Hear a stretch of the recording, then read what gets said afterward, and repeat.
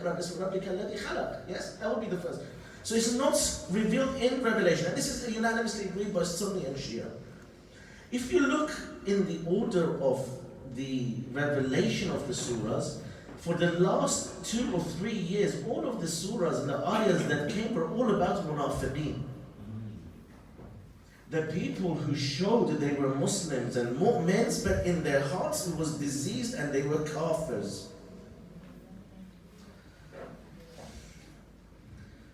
First of all, let me say something to you, and again, this needs expanding, but I'm going to mention it, and if I get time I will expand, but I want to say this, and I said this at the Arba'in Julus in London this year, and unfortunately it didn't go down too well there either. But this is the thing. First of all, what does it mean to be a Muslim? Because I personally, now this is my personal point of view, but I get this from the Quran and I get this from our Ahlul Bayt, but this is my point of view and I'm sticking with it. I don't believe in constructed religion. Because the religions that we have today, majority of them are man-made. And this was the case from before. Whereas if we look to say that we are Muslims in the sense that this is when Allah says in the Quran, Inna Dina Indallahi al-Islam, the religion in the eyes of God is Islam. What Islam is that we're talking about? Is it us as Muslims now? Is it Islam means someone who stands up and says, Ashhadu an la ilaha illallah wa ashhadu anna Muhammadan Rasulullah? No. Because you will look, this is one of the things as well. Sometimes we indirectly insult our Ahlul Bayt without even realizing it. One of the biggest insults to Amir al-Mu'mineen is this. How old was Amir al-Mu'mineen when he became a Muslim? When he brought Iman? This is an insult to Ali ibn Abi Talib. This is the Ali ibn Abi Talib when he was born and they gave him to Rasulullah. He said to Rasulullah, from which book of the heavenly books do you want me to recite from? How old was he when he became a Muslim? Was he the first man to become a Muslim? No. Again, this has been written down to bring down the maqam of Ahlul Bayt. To bring down the maqam of Amir al-Mu'mineen. So you see, my brothers and sisters, to what then? So you see, there wasn't a religion for Ali to convert into. Because there is no such thing as religion. And you will see that especially with the British Empire, if you look, their mantra is what? Divide and rule. Whose mantra? Where do they get this mantra from? From Iblis. What is Allah's seerah and sunnah?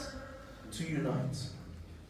This is why they say in our traditions, in our revival, that Allah, there's some groups of people that Allah will never forgive. One is the mushrikeen, one is the munafiqeen, and one is the people who creates enmity between two people. You don't get on with your daughter-in-law.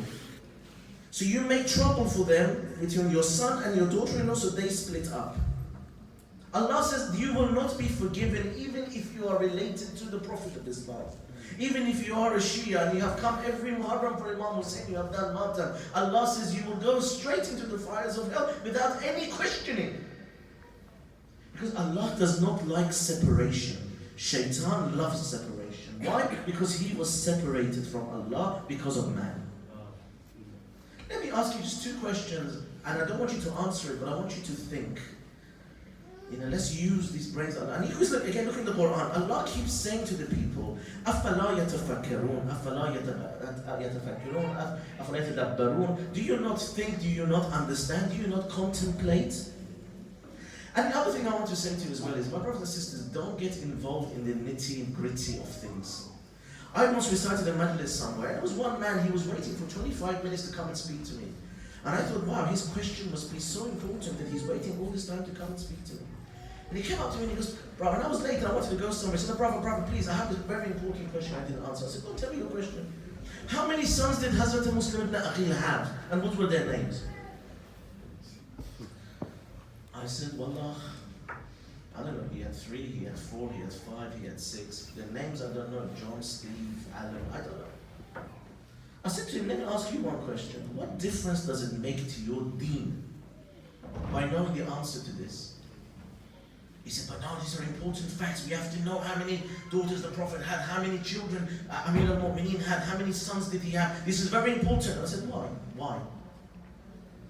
I said, even Allah doesn't want these sort of questions. Because what are you saying? I said, okay, you tell me, what was the name of the wife of Pharaoh? Why isn't Allah mentioned her name in the Quran? Why? Because Allah is saying it is not important what her name was, but look at her seerah, look at her character, look at who she was, that she was barren, she could not have a child, but this lady was so grand that I took one of my Prophet of Ulul Azm away from its mother and placed it into the lap of this woman to raise this child. Allah says, don't worry what her name was, but look what her qualities was. That when she says in the Quran to Allah, Allah, I want a house in heaven, but I don't want any house in heaven, I want a house next door to your house. Allah says we will give it to her, because in the Quran it says this dua of her was accepted. Brother, was the daughter of Amir al-Mu'mineen married to one of the Sahaba, one of the Khulafa al-Rashideen? I said this woman was married to Pharaoh. Yet Allah talks about her in such regard. Does it matter who they married? No. But what happens is, because we have this kina, we have this hatred that is based on falsehood, because it causes discomfort in us, we don't want to talk about these things. And anyone who comes and talks about it, the only thing we can do is we can shout them down like the Jahil people used to do in the time of the Prophet. He would get on the minbar, the people would start shouting at him and bring him down. You see what I'm trying to say to you? So this is why. So what happened? So where does the root of Karbala come from? It comes from the time when Iblis was kicked out of the hellfire. Two questions I want to sit here, I want to ask you, you answer me these things. One of the things I also have an issue with as well is, and we have to teach our children this, is the ayahs of azab in the Quran. This whole thing about burning people and setting them on fire, and that, this is far, far, far, far, far, far from the mercy of Allah subhanahu wa ta'ala. You will see Allah says in the Quran, when He talks about one of the azabs, He says, فَبَشِّرْهُمْ بَعَذَابٍ أَلِيمٍ. Allah says, give them the glad tidings. Bashar means when there's a good news of the azab. So Allah is saying this azab is good. This is very, very in-depth topic. I'm going to brush around real quickly. But my two questions is this to you. First of all, when Iblis came to cause separation for Adam and Eve, where were they? Where were Adam and Eve at the time? Where were they? Heaven. Wasn't Iblis kicked out of heaven? So how did he turn up there? Have you never thought about this? How did he come and tell them to eat from that tree or take from that tree? If he's been kicked out of heaven, so Allah says in the Quran, we kicked him out of heaven. So how did he turn up to talk to them? That shows that inside all of us there is an Iblis in our soul. This is why when Amir al-Mu'mineen says that inside every person in their soul, Amir al-Mu'mineen says this, inside every person there is a Pharaoh and there is a Musa. Now Amir al-Mu'mineen has said that because at the time the people knew Pharaoh and Musa. If he was to say the same hadith today, he would say inside every single one of us is a Shem, is a Yazid, and there is a Hussein. And Amir al-Mu'mineen says, Tuba. Tuba. Congratulations. لمن أتى موسى نفسه وأسى فرعون. Well done to that person who listens to the Musa of his soul, of his nafs, but rejects the Pharaoh of his nafs. This means that inside every single creation of Allah, whether they are from the prophets, whether they are from the Ahl Bayt, these two is inside every single one of them. It's which one you let come to the fore. So if you don't believe in religion, so what is a Muslim? A Muslim is someone who accepts the haqq, the truth. Anybody. And if you really live your life with this viewpoint, that we don't have these are all the creations of Allah. I said to you from the beginning. Allah says in the Quran that every mother carrying a load, I know all about that child. Because I've created them. So that means Allah has thought about you when you were created. Allah has thought about Donald Trump when He created him. Because it's in the Quran. These are all the khalq of Allah. If we say no, then who were they created by? You will see in the Quran, when we recite namaz, what do we say to Allah? Alhamdulillah, Rabbil. The God of whom? Everyone. Alameen. Yes? Then, when we go to ruku and sajda, what do we say then? Subhana Rabbi. So now that Allah who's for Alameen has now become your God. Rabbi. Rabbi. You see, there's not two gods, there's one God. But there's one God that is for everyone. Then there is a God that is unique and personal to you. What does this mean? That means your relationship with God is unique to you. Every single individual has a relationship with God is unique to them. This is exactly the same with Hussein and the events of Karbala. Everyone has a unique relationship with Imam Hussein. My relationship with Imam Hussein is different to your relationship with Imam Hussein. Hazrat Zainab's relationship with Imam Hussein was different to my relationship with Imam Hussein. Hazrat Abbas's relationship with Imam Hussein was different to his relationship with Hazrat Zainab to Imam Hussein. Why? Because Hussein is the mirror of God. Hussein is the light of God. Hussein is the image of God. Same as there's one Hussein that is for all Alameen. Yes, the Christians, the Hindus, the Jews, all of these people, they love Hussein. They have a relationship with Hussein. But it is different to the uniqueness of your relationship with Hussein. So you see, Shaitan came not in the heaven, but from within them. The Waswasa came from inside Adam and Eve. And they listened to this. What happened? Allah separated them physically. But Shaitan had already split them. So this is the seerah and the sunnah of Shaitan and whoever follows it. So my brothers and sisters, and I can't believe there is one family, anybody, amongst any community where there is not some infighting within that family. If you can show me one family, even in this community or in London, that there's not infighting between them. There's someone who doesn't speak to their sister, there's someone who doesn't speak to their brother, there are some people who turn their back on their mothers and fathers, some of the mothers have left their children. Why? Because of... So you see, we are not following in the seerah of Ahlul Bayt, are we? So unity is the seerah of Ahlul Bayt. They bring them together. And this is what every single Imam and Prophet came to bring people together. You will see that in the story of Musa, when he goes up to the mountain, Samiri made that God. I've spoken about this many times to you. When he comes down from the mountain, Musa sees what's happened to his bow. And what does he do? What does the Quran say? What does he happen? He goes and grabs Harun, doesn't he? It says in the Quran that he grabbed him by the beard. And Musa got angry with Harun, didn't he? In the Quran, it says he got angry. What did he say to Harun? He said, why did you allow my people to do this? What was the response of Aaron? What was the response of Harun in the Quran? He said that I was scared. Of what? For his life? No. فَفَرَّقْتَ بَيْنَ بَنِي إِسْرَائِيلِ. That if I put a stop to this, that if I stood up against this, then Bani Israel would split up. It would create wars. One group would kill one group, another one would keep killing. And by killing, all you do is you are planting the seed of kina and nifrat and hatred for generations to come. Which is why when they say, why didn't Amir al-Mu'mineen stop the Saqifa from happening? Why didn't he get his sword out? Why didn't he fight those people?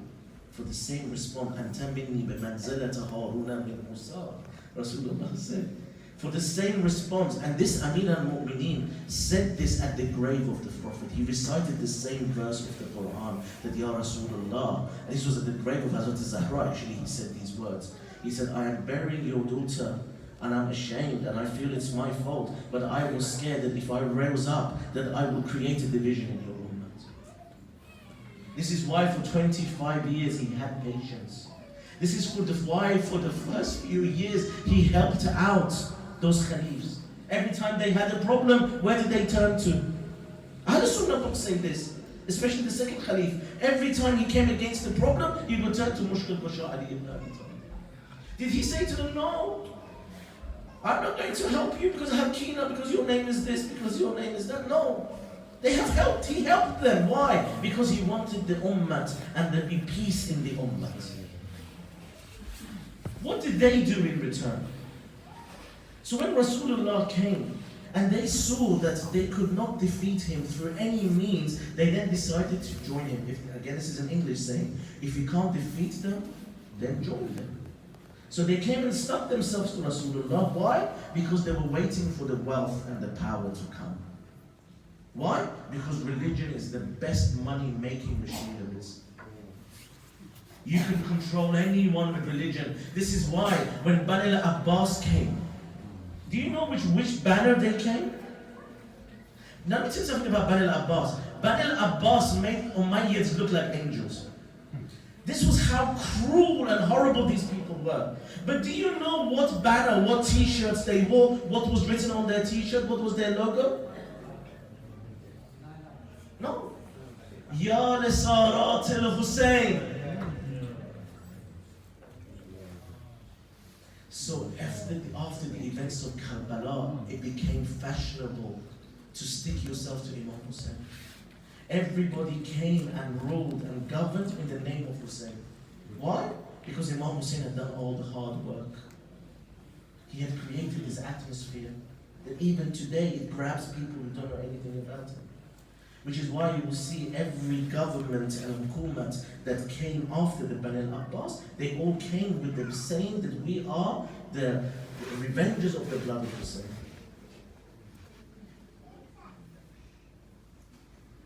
So you see, my brothers and sisters, so where did this come from? Because when Rasulullah became victorious in Mecca and all of these munafiqeen have now stuck themselves to him, they thought as soon as they're going to enter Mecca, Rasulullah stinks like them. Because they have the disease in their heart, they thought Rasulullah would be exactly like them. As soon as they go in, what did they say when they went ahead of Rasulullah? Because they're desperate to get to Mecca because that's where the wealth is. Everyone wants to get to a post, they don't want to be left behind. What did they say when they got there? Al-yawm yawmun malhama. What does this mean? They said today is the day of revenge.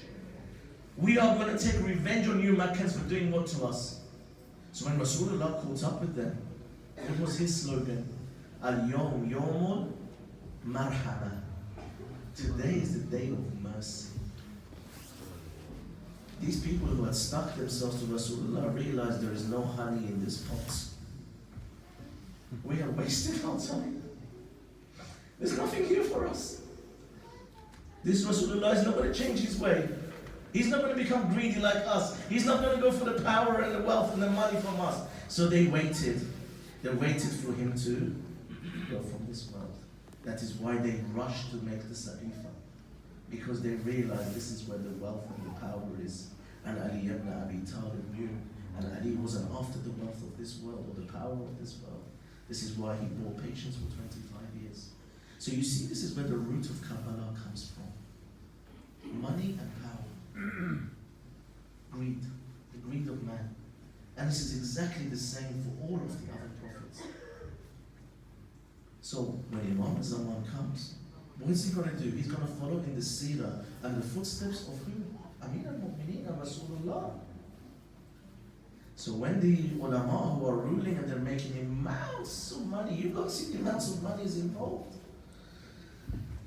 Just look at some of the vacuums in the houses they live in this country.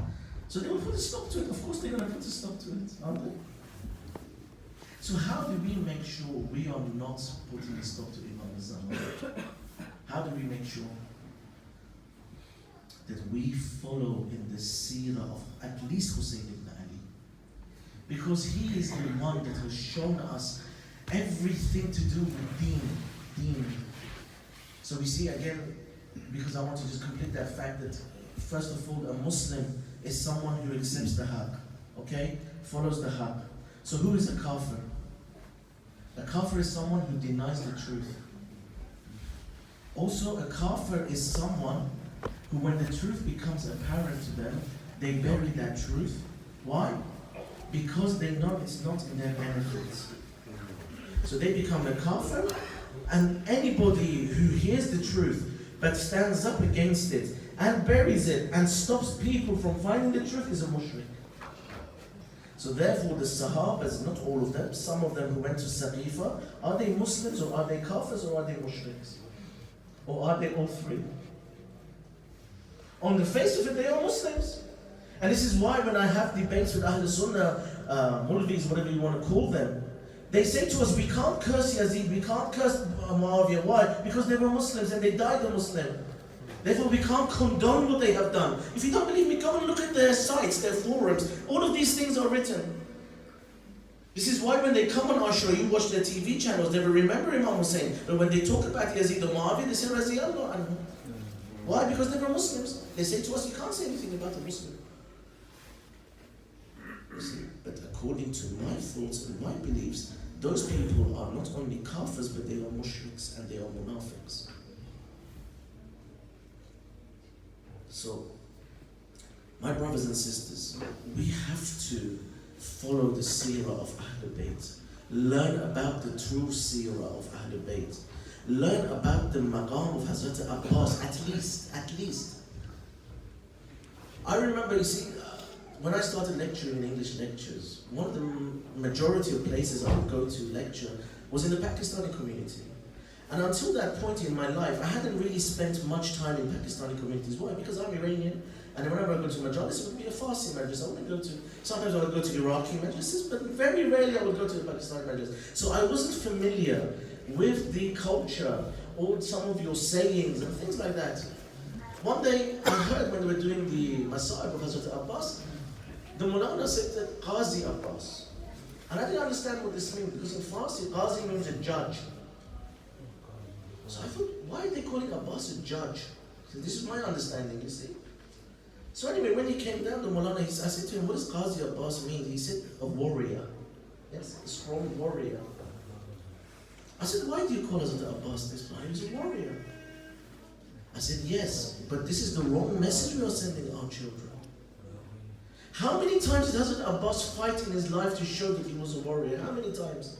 Once at Siffin when he was 13 years old, even then he had the cameo appearance. Amir al-Mu'mineen then said to Hazrat Abbas, I don't want you to carry on. Innahu Zukhran al-Hussein, he's been reserved for Hussein. And at Karbala, he didn't even hold maybe a sword in his hand. He didn't go to fight because Imam Hussein did not give him permission to fight. Yet if you ask your children, tell me about Hazrat Abbas, they say, I heard this myself at Arba'in, the TV was interviewing one of these children. He said, Hazrat Abbas, if Imam Hussein gave him permission, he would have killed everyone then.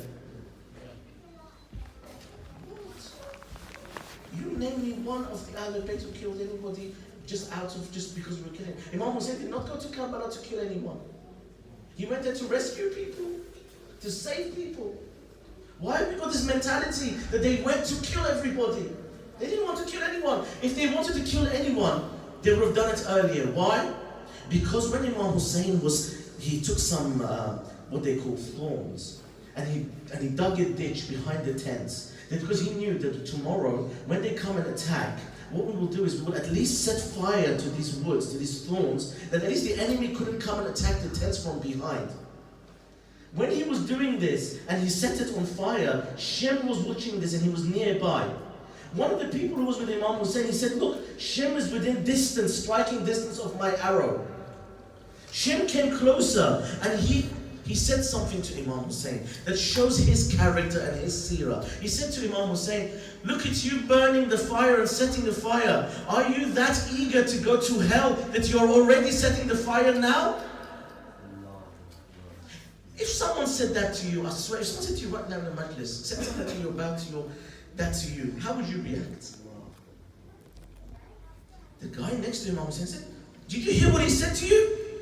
He said, you can't wait to go to hell, that's why you're creating the fire now? He says he's within striking distance, shall I shoot him now? Imam Hussein said, no, whenever Ahlul Bayt ever started any wars.